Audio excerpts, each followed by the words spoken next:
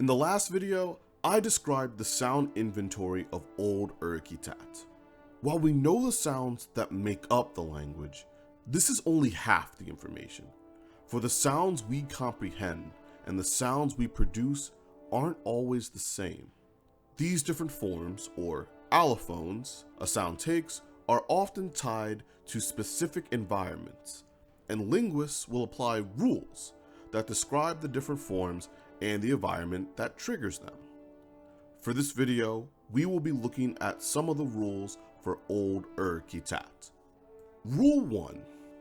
The first rule deals with two sounds, the voiceless alveolar stop d and the voiceless alveolar affricate ts.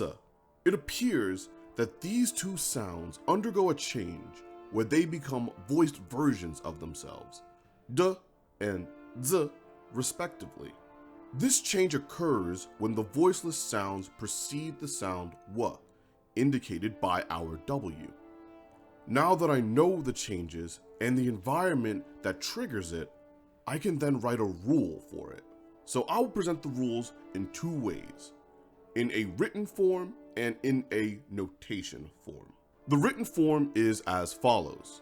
T and ts become d and z when they precede a w. And below this will be our notation form. Notice the color coordination, as this indicates what each symbol means. With this rule applied, we now know that words like tsol, to exist or abide, and twom, to summon, are actually produced as dzwol and dwom respectively. Now finally, we actually have to do one last thing, and that is name our rule. It can get pretty confusing using rule 1 and rule 2, especially as you start realizing that there's a lot more rules going on. So in this case, we will name this rule alveolar obstruent voicing. Really rolls off the tongue. They are alveolar because this is the place of articulation these sounds occur in. These two sounds are both obstruents, and the change that occurs is that we are voicing these sounds. Rule 2. The second rule deals with our approximates, r and l.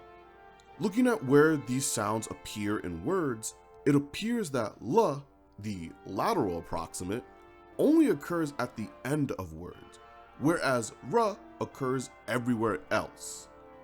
I argue then that Old Ur-Kittat speakers do not distinguish, or actually did not distinguish, between r and l, but rather l is an allophone of r. To express this rule in a written form, I say that r becomes l when at the end of a word. I can also put this in notation form. Notice the use of the pound sign. This is to indicate the end boundary of the word.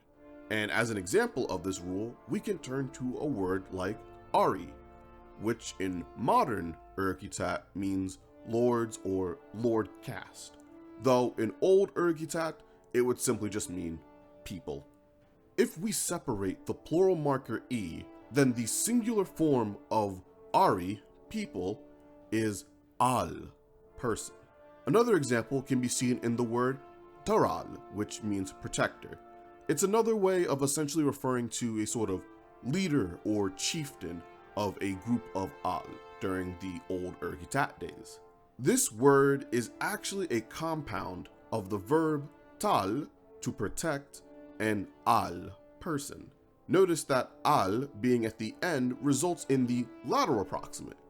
But if we separate these two words, tar would be produced as tal. And as for a name for this rule, we can refer to this as, what should we call this? Let's say that this is called rhotic lateralization. Rhotic refers to the sort of R sound, and lateralization is the process that takes this R and changes it into L or L. Rule 3, the third and final rule in this transmission, deals with deletion, a process where a sound is removed that should have otherwise been there. In Old Ur-Kittat, this deletion rule occurs when two approximates are next to each other. Consider the word hoin, to be burned, it may not look it, but underlyingly, there is an additional sound there. If one removes the sort of passive marker, ween, what is left is the verb hol, to burn.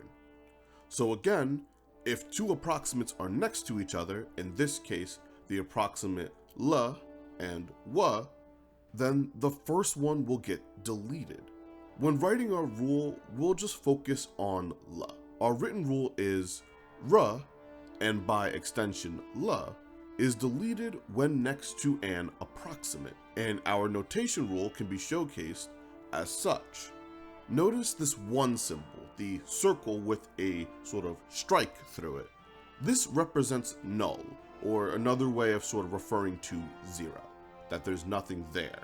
Finally, we need to name this rule, and for now, we will settle with the name approximate deletion. Conclusion. In this transmission, we discussed some of the sound rules for Old Ur-Kittat. As I describe the language more, we will discuss even more sound rules, not only of Old Ur-Kittat, but in later languages such as Middle Ur-Kittat, Late Ur-Kittat, and Masasi. If you like what you saw here, be sure to subscribe and select the bell button. Until the next transmission, this has been the Imperial Cadet Cromar, wishing you a glorious day in the Empire.